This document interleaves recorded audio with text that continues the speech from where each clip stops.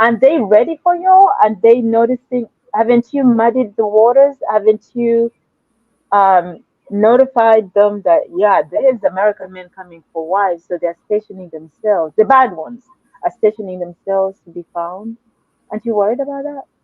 So no, so great questions. Let's kind of jump into. Let's sort of tackle it. Let's start in the U.S. and then let's talk about the Philippines. Okay.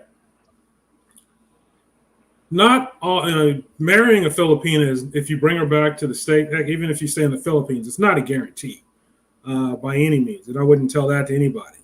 But I talk about the probabilities. If you marry her and you stay in the Philippines, there is no divorce. So you can at least check that box. If you bring her back to the States, it's only a 20% divorce rate. So there are divorces happening when you come here. But to me, it's not about the 20%. It's about looking at 20% versus 50%. Half the marriages if I married an American woman, half the time that's going to go wrong. If I marry a Filipina, only 20% of the time. So we're talking about 5 out of 10 getting divorced versus 2 out of 10 getting divorced. Yeah, that's a big difference. And the divorce, there's no, I haven't seen a silver bullet for how to pick, but from what I've seen, just my personal observations, you're at risk if you bring a Filipina back, you haven't known her that long, and she doesn't have a kid on the way.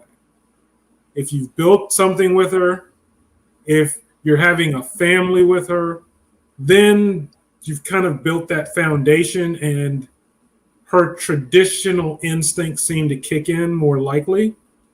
And you can say, okay, more likely to be loyal.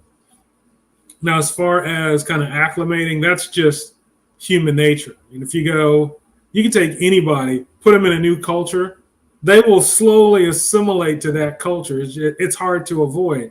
I've traveled around.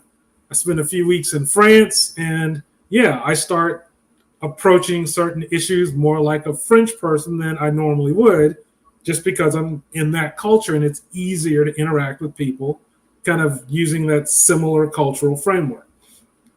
Now, as far as Filipinas in the state, going to the Philippines and finding women and getting bad women, yeah, there's a risk. I mean, let's be honest.